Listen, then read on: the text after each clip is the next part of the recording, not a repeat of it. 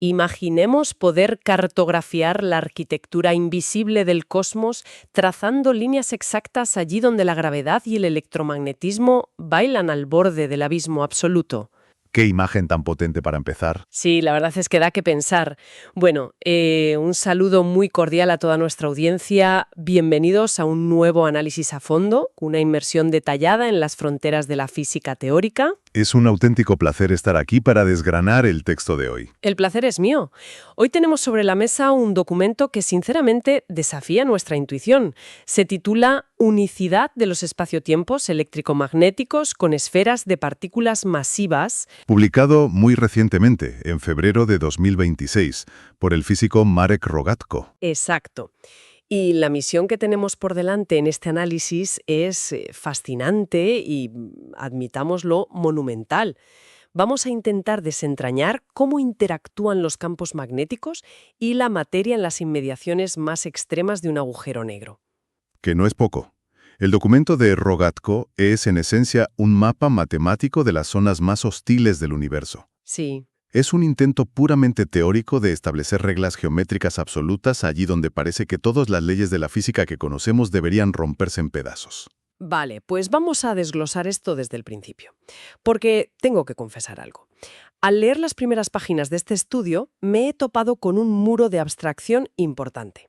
Suele pasar con la física de este nivel. Ya, a ver, es que fíjate que el artículo comienza de una forma muy terrenal. Menciona los increíbles logros del Event Horizon Telescope, el famoso consorcio EHT. Sin duda, uno de los grandes hitos de la astronomía moderna. Exacto. Hablamos de esa red global de telescopios que ha logrado medir de forma empírica la polarización de la luz y las firmas de los campos magnéticos en los mismísimos bordes de agujeros negros supermasivos reales. Como el de la galaxia M87 y nuestro propio Sagitario A estrella en el centro de la Vía Láctea. Ver esos anillos borrosos de luz y saber que estamos mirando la sombra de un monstruo gravitacional es increíble. Hasta ahí, todo es ciencia observacional de vanguardia, muy emocionante. Pero claro, luego Rogatko coge todos esos datos reales y dinámicos y de repente nos sumerge en un modelo matemático de espacio-tiempo de Einstein-Maxwell que, según sus propias palabras, es estático. Estático y asintóticamente plano, sí. Y ahí es donde me pierdo. Vamos a ver, los agujeros negros reales, los que fotografía el EHT, rotan a velocidades de auténtica locura, arrastrando todo el tejido del espacio-tiempo con ellos. Lo que en física se describe con la métrica de Kerr. Eso es. Entonces, mi primera gran duda aquí, y me pongo un poco la gorra de escéptica, es ¿por qué basar todo un estudio complejísimo en asumir un universo estático? Me parece un ejercicio de matemáticas puras totalmente alejado de la realidad astrofísica que estamos observando ahí fuera. Es una crítica muy justa. Pero lo fascinante aquí es entender el verdadero propósito de la idealización en la física teórica. Es cierto que los agujeros negros rotan frenéticamente. Ajá. Pero debemos ver este modelo estático de Rogatko no como un fin en sí mismo, o como una negación de la realidad. Es un paso previo absolutamente vital. Pensemos en una analogía de la ingeniería del mundo real. Vale, a ver. Imagina que quieres estudiar la aerodinámica de un coche deportivo de última generación. Me lo imagino. Antes de sacar ese coche a una carretera de montaña, con ráfagas de viento impredecibles, lluvia racheada, gravilla y curvas cerradas, los ingenieros no hacen pruebas ahí. No, claro, lo meten en un túnel de viento. Exacto. Es un entorno perfectamente controlado, estéril, sin variables caóticas que enturbien los datos. Pues bien, el modelo estático de Rogatko es exactamente eso. Es el túnel de viento matemático definitivo para la gravedad y el electromagnetismo. Vale, te lo compro. Entiendo la idea del túnel de viento para aislar las variables y no volverse loco con el clima o, en este caso, con la rotación del agujero negro. Eso es. Pero, matemáticamente hablando, ¿qué ganamos exactamente al apagar esa rotación en estas ecuaciones? Porque el artículo entra en detalles muy densos. Mucho. Habla de usar un vector de Killing que es temporal en un espacio-tiempo estático. Y menciona que gracias a esto, algo llamado vector de torsión simplemente se anula, desaparece. Y esa desaparición es de hecho la clave de bóveda de esta primera sección del estudio. En geometría diferencial, un vector de Killing nos habla de las simetrías ocultas de un espacio. Sí, Si decimos que el vector de Killing es temporal y el espacio-tiempo es estático, estamos diciendo matemáticamente que si te mueves hacia el futuro, la geometría no cambia en absoluto. No hay arrastre del espacio. Vale, todo se queda quieto. Como consecuencia directa de esa quietud, el vector de torsión, que es la herramienta matemática que describe cómo las líneas de fuerza y las trayectorias se retuercen en forma de sacacorchos alrededor de un agujero negro que gira, se vuelve igual a cero. O sea, eliminamos el efecto sacacorchos cósmico, las líneas de fuerza se quedan tranquilas. Exactamente. Y esto tiene una consecuencia milagrosa, casi mágica, para las complejísimas ecuaciones de Einstein-Maxwell. ¿Cuál? Al no haber torsión, las matemáticas obligan a que los potenciales eléctricos y magnéticos sean directamente proporcionales entre sí. En el texto, Rogatko lo expresa con una elegancia brutal mediante una ecuación muy simple. La de la letra griega psi, ¿verdad? Esa. Psi sub b es igual a mu por psi sub f. A ver si lo entiendo bien.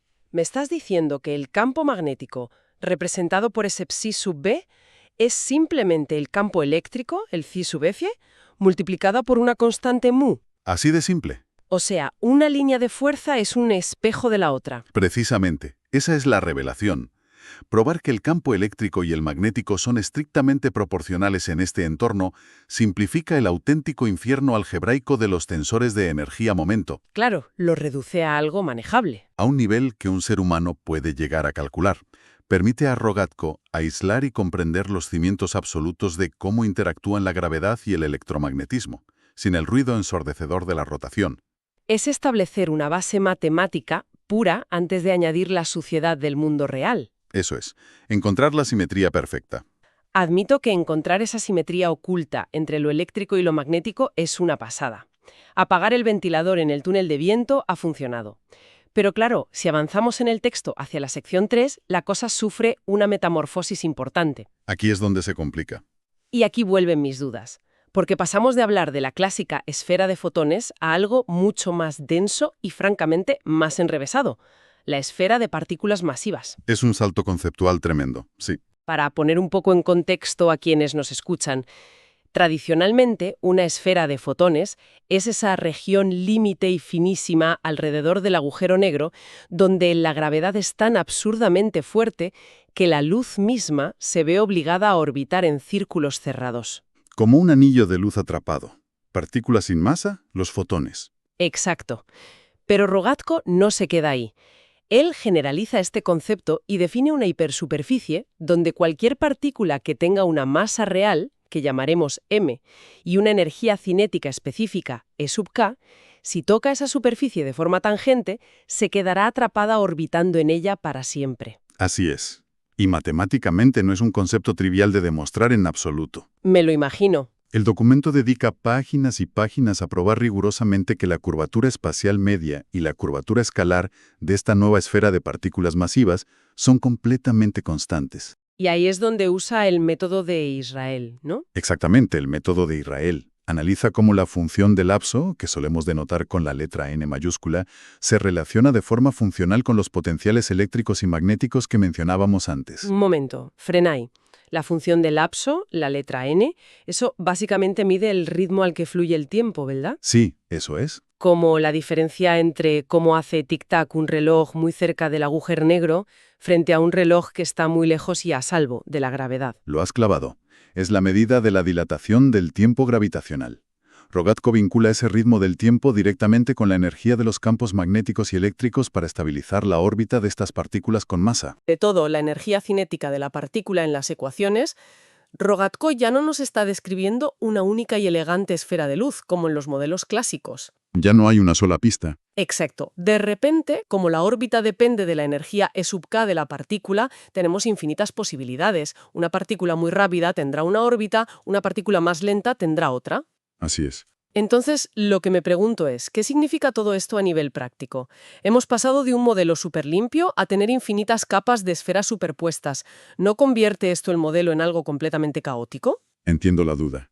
Me da la sensación de que al intentar abarcar todas las partículas con masa, el autor ha creado un laberinto geométrico inútil para la observación astronómica. Entiendo perfectamente esa sensación de vértigo al pasar de una sola esfera a infinitas posibilidades. Pero si conectamos esto con el panorama general de la geometría y la astrofísica, veremos que no es un caos en absoluto. De hecho, es la genialidad suprema de este trabajo. ¿Tú crees? Estoy convencido. Lo que Rogatko nos está regalando aquí no es un modelo roto, sino una estructura matemática extremadamente ordenada que en geometría recibe el nombre de conjunto de foliaciones del espacio-tiempo. ¿Foliaciones? Eso suena a botánica, como las hojas prensadas de un libro viejo. O, mejor aún, para visualizarlo en 3 dimensiones, imagínalo como las infinitas capas concéntricas de una cebolla. ¿Una cebolla? Sí, solo que es una cebolla matemática de proporciones cósmicas. En lugar de tener un único carril estrecho donde solo puede circular la luz, el espacio-tiempo alrededor de este agujero negro estático está milimétricamente estructurado en estratos. Cada capa finísima de esta cebolla corresponde a un nivel exacto y cuantificable de energía de la partícula. O sea que las partículas no están volando por ahí de forma aleatoria chocando unas con otras. Para nada. Es un mapa hiperdetallado de trayectorias estrictamente tabuladas. Si una partícula con masa llega con muchísima energía, quedará anclada orbitando en una capa exterior específica. Si llega otra partícula con un poco menos de energía, orbitará en una capa un poco más interior. Vale, lo veo. Esto no demuestra caos. Demuestra un orden subyacente que es casi sobrecogedor.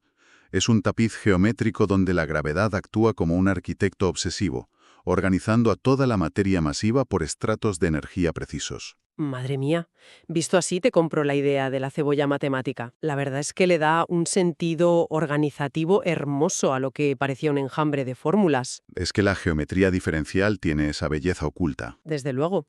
Pero claro, entonces llegamos a la sección 4 y aquí es donde necesito volver a sacar la lupa porque el artículo da un giro espectacular. Sí, entramos en terreno pantanoso. Aquí es donde se pone realmente interesante la cosa. Rogatko no se conforma con describir estas capas de cebolla, intenta demostrar que este espacio-tiempo es único. Exacto, el teorema de unicidad. Postula que cualquier agujero negro estático en el universo que tenga carga eléctrica y magnética tiene que coincidir exacta e ineludiblemente con una métrica muy específica, conocida en física como el espacio-tiempo de Reissner-Nordström. Y para lograr esa prueba de unicidad absoluta, invoca una de las herramientas más poderosas de la física teórica moderna, el teorema de la energía positiva conforme. Exacto, el teorema de la energía positiva conforme. Pero fíjate en cómo lo hace. Rogatko utiliza algo llamado transformaciones conformes. Sí, es un paso crítico. Para quienes nos escuchan, en términos generales, esto significa coger el tensor métrico, las ecuaciones que describen las curvas y baches del espacio-tiempo real, y multiplicarlo por un factor de escala, lo que los físicos llaman el omega al cuadrado. Un recurso muy potente. Pero al aplicar estas transformaciones de manera repetida, el autor literalmente aplana el espacio curvo. Lo aplana, sí. Reduce ese infierno de curvas de Einstein-Maxwell a una simple y antiquísima ecuación de Laplace dentro de lo que llama un espacio tridimensional euclidiano, que en cristiano significa un espacio plano, normal y corriente de 3 dimensiones. Correcto. Y claro, mi instinto me dice, esto no es hacer trampa matemática. ¿Trampa en qué sentido? En el sentido de que está alterando las variables y estirando el universo hasta que el problema complejo desaparece. Ya veo por dónde vas. Si tienes un problema con la curvatura del espacio y decides matemáticamente aplanarlo para que las cuentas salgan en una hoja de papel lisa, suena un poco a magia negra, ¿no crees? Es una objeción muy intuitiva y de hecho muy común cuando uno se enfrenta por primera vez a este tipo de topología, pero debemos refutar categóricamente esa idea de que es un truco o de que el físico está haciendo trampa para que le cuadren los números. A ver cómo me lo justifican. Las transformaciones conformes no son un engaño. Son lentes matemáticas pulidas para revelar verdades que de otro modo estarían ocultas por la perspectiva. Pensemos en el ejemplo clásico de la cartografía terrestre, la proyección de Mercator. La que usamos en casi todos los mapamundis de las escuelas, ¿no? La que hace que Groenlandia parezca tener el tamaño de toda África junta. Exactamente esa. La Tierra es una esfera tridimensional y curva. Si tú quieres proyectar la superficie de ese globo en un mapa de papel plano, obligatoriamente vas a deformar ciertas áreas. Claro. Distorsionas las distancias y los tamaños enormes en los polos, sí, pero no cambias la realidad física del planeta Tierra. Eso es obvio. Lo que haces con esa transformación matemática hacia un mapa plano es conservar los ángulos a la perfección. Y eso hace que algo vital para la humanidad sea posible, trazar rutas de navegación marítima en línea recta con una brújula. Qué buen ejemplo. Las transformaciones conformes de Rogatko hacen exactamente lo mismo en la física de agujeros negros. No destruyen la curvatura real del agujero negro, cambian la proyección matemática para navegar por las ecuaciones y demostrar una verdad estructural fundamental. Vale, la analogía es muy buena. Aplana el mapa para poder trazar la ruta del barco sin perderse en las curvas del océano de gravedad. Eso es. Entonces, usando este mapa plano cósmico, ¿cuál es esa verdad estructural que acaba descubriendo? Demuestra rigurosamente que en estas nuevas superficies regulares proyectadas, la masa gravitacional total se anula. Y al aplicar el teorema de la energía, las ecuaciones desembocan en una conclusión espectacular. Cuéntame. Demuestra que la incrustación geométrica de esa capa de partículas, de esa esfera de la cebolla que decíamos, es, y cito el artículo textualmente, totalmente umbilical e hiperesférica. Totalmente umbilical. Reconozco que la primera vez que leí eso pensé en cordones umbilicales, pero en geometría diferencial esto significa que la curvatura es rigurosamente idéntica en todas las direcciones imaginables desde cualquier punto de esa superficie, ¿cierto? Efectivamente. Como una esfera absolutamente perfecta sin el más mínimo bollo o irregularidad. Absolutamente. Y no solo eso. Demuestra que esta perfección se mantiene bajo unas condiciones de contorno muy estrictas, llamadas condiciones de Dirichlet. ¿Y eso cómo lo visualizamos los que no somos matemáticos? Imagina una cama elástica. Vale. Las condiciones de Dirichlet serían el equivalente a clavar firmemente todos los muelles del borde de la cama elástica a un marco de acero inamovible. Estás fijando los límites del problema matemático para que nada se escape. Entendido. Un marco rígido. Bajo estas condiciones fijadas, Rogatko prueba que la única forma geométrica estable que puede adoptar esa capa de partículas es una esfera perfecta, sin deformaciones por la rotación, sin asimetrías por las cargas. Todo cuadra. Esto es lo que sella la prueba geométrica de que el agujero negro estático de Reisner-Nordström no es solo una opción, es la única solución posible en el universo para estas condiciones. Matemáticamente, la prueba, usando esa proyección de Mercator cósmica, es irrefutable. Irrefutable. Es una palabra muy fuerte. Y, sin embargo, parece que el propio autor no está del todo convencido de esa supuesta irrefutabilidad. Ah, ¿no? ¿Por qué lo dices? Porque llegamos a la sección 4.b, casi al final del artículo, y Rogatko de repente nos presenta un plan B. Ah, la segunda prueba. ¿Sí? Ofrece una segunda demostración completa, larguísima, de exactamente la misma idea, pero esta vez dejando de lado el teorema de la energía conforme y utilizando algo llamado el teorema de la masa positiva. Es un enfoque distinto, sí. En esta segunda versión nos explica detalladamente cómo pegar o ensamblar matemáticamente dos copias exactas del colector a lo largo de un límite invisible usando un factor conforme distinto. Como coser dos retales de tela del espacio-tiempo. Exacto, una costura matemática. Y el resultado final es un espacio tridimensional con una curvatura escalar que resulta ser no negativa y una masa nula, lo que, oh sorpresa, vuelve a significar que es isométrico a un espacio plano. Efectivamente, llega al mismo sitio. Y aquí me vas a perdonar, pero vuelvo a levantar la ceja. ¿Para qué todo este esfuerzo extra? Si el primer método de la energía ya demostraba el punto de forma tan cristalina, ¿por qué añadir docenas de ecuaciones cosiendo universos matemáticos para probar literalmente lo mismo desde otro ángulo? Es una reacción muy natural. Me parece complicarse la vida y hacer que el documento sea denso hasta el extremo sin necesidad. Fuera del ámbito de las matemáticas puras, repetir el mismo trabajo parece una pérdida de tiempo. Pero esto plantea una pregunta fascinante sobre el rigor científico y lo que significa realmente, en el sentido más estricto, demostrar algo en los niveles más abstractos de la física teórica. Te escucho. En este campo tan particular, la redundancia no es un defecto de estilo ni un exceso de celo. Es un sinónimo absoluto de invulnerabilidad. ¿Invulnerabilidad ante qué? Ante otros físicos teóricos buscando fallos en la revista para tumbarle el artículo. Exacto. El escrutinio en este nivel es despiadado. Cualquier resquicio y tu teoría se viene abajo. Pero pensémoslo mejor con una analogía arquitectónica. Piensa en construir una fortaleza medieval inexpugnable. De acuerdo. Si construyes un solo muro frontal gigante e impenetrable, el enemigo, en este caso un fallo lógico, una excepción matemática, o un físico rival, atacará tu castillo por los flancos o cavando un túnel. Vale, veo por dónde vas. El primer método de Rogatko, usando el teorema de la energía conforme y el mapa de Mercator, ataca el problema y construye su defensa basándose estrictamente en la conservación de la energía del sistema. Ese es su muro frontal. Exacto. Pero el segundo método, este plan B, del teorema de la masa positiva y la costura de colectores topológicos, es un enfoque conceptualmente ajeno al primero. Claro, se basa en la masa, no en la energía. Está fundamentado en la topología global de la forma geométrica y en la masa del sistema, como bien dices, no en la energía local. Llegar exactamente a la misma conclusión, ineludible desde dos frentes matemáticos que son tan diferentes entre sí, es el mayor triunfo del autor en este trabajo. La simetría esférica, totalmente umbilical. Sí, y la correspondencia única con la métrica de Reisner-Nordström. Construye el muro frontal y también blinda los flancos. Hace que este teorema pase de ser una hipótesis elegante a ser una ley de granito, resistente a cualquier intento de refutación futura. ¡Qué bárbaro!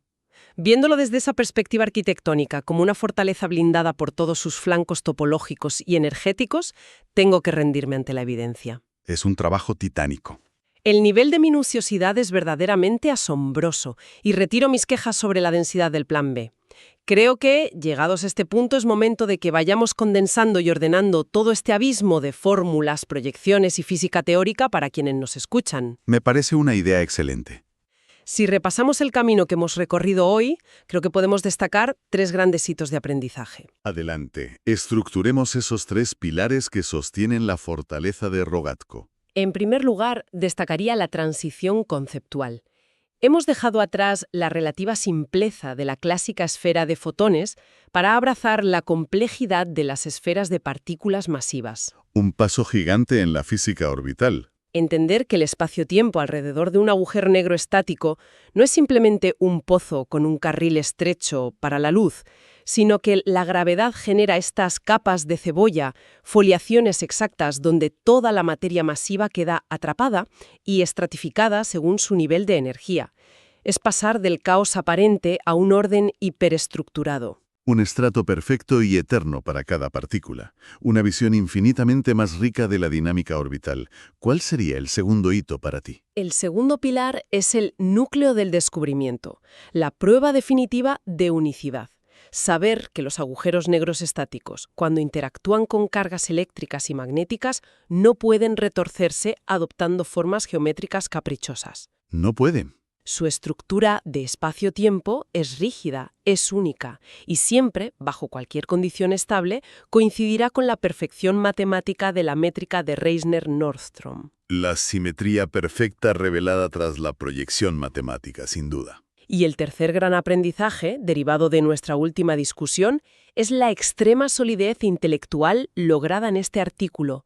Esa doble comprobación, ese asedio matemático desde 2 frentes distintos, usando primero la energía conforme y luego la masa positiva topológica para blindar el descubrimiento y volverlo, como decías, de granito. Es un resumen impecable del viaje teórico. Pero fíjate, antes de terminar, considero absolutamente fundamental conectar todo este inmenso y árido aparato matemático abstracto con la realidad práctica de las personas que miran a las estrellas cada noche. Totalmente de acuerdo. La relevancia de todo esto. Alguien podría preguntarse por qué debería importarnos este nivel de rigor extremo de teoremas de masa y energía en modelos que sabemos que están idealizados y que apagan la rotación real de los agujeros negros. La respuesta, curiosamente, nos devuelve al punto de partida de nuestra charla, al Event Horizon Telescope y la astronomía de observación. Claro, a las fotos de anillos borrosos naranjas. Tan al abismo negro del cosmos, y consiguen fotografiar esos difusos anillos de luz alrededor de un agujero negro supermasivo. Los datos brutos que llegan a los ordenadores son extremadamente crudos. ¿Me lo imagino? Son caóticos, están llenos de interferencias, de ruido de la propia galaxia. Entiendo, es como intentar distinguir la letra de una canción delicada mientras estás en medio de un huracán categoría 5. Qué buena imagen, sí. Es precisamente así. Y para que los astrofísicos puedan filtrar ese huracán, para poder interpretar esa canción y deducir si ese anillo borroso contiene firmas ocultas de una física nueva que aún no entendemos, o si esconde campos magnéticos exóticos que desafían nuestras teorías actuales, necesitan plantillas de comparación. Plantillas estáticas y perfectas. Necesitan herramientas calibradas a la más absoluta perfección. Estas reglas matemáticas puras, inquebrantables, como las esferas totalmente umbilicales descubiertas por Rogatko, proporcionan ese metro de platino iridiado. Sin las matemáticas teóricas estáticas perfectas en la base del conocimiento, la observación astronómica empírica sencillamente no tendría manera de interpretar sus propios datos. Exacto, no sabría qué está mirando. Es una simbiosis maravillosa, ¿verdad? La pizarra llena de ecuaciones del físico teórico y el plato gigante del radiotelescopio del astrónomo trabajando juntos. Y fíjate, todo esto nos deja con una reflexión expansiva y francamente un tanto inquietante para cerrar este análisis de hoy. A ver qué reflexión traes. Intrincado, capa sobre capa de partículas estabilizadas en órbitas eternas, en un agujero negro idealizado al que le hemos apagado la rotación? Sí. Imaginemos por un momento las formas salvajes, retorcidas y de extrema violencia geométrica que deben adoptar estas invisibles esferas de partículas en la vida real. Imaginemos el caos orbital alrededor de un monstruo cósmico que está rotando furiosamente, arrastrando la tela del espacio a velocidades cercanas a la luz, mientras devora estrellas enteras. Pone los pelos de punta.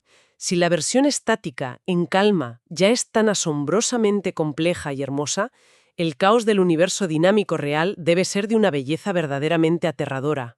Una perspectiva maravillosa, sin lugar a dudas, para seguir cuestionando la insondable naturaleza del cosmos en el que vivimos.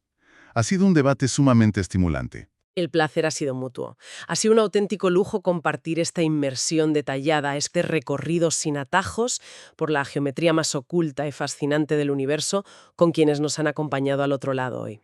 Esperemos que hayan disfrutado tanto como nosotros. Estoy segura de que sí. Esperamos sinceramente que esta conversación invite a nuestra audiencia a seguir mirando hacia arriba, tanto a las estrellas en la noche como a las increíbles matemáticas que tejen su comportamiento en las sombras.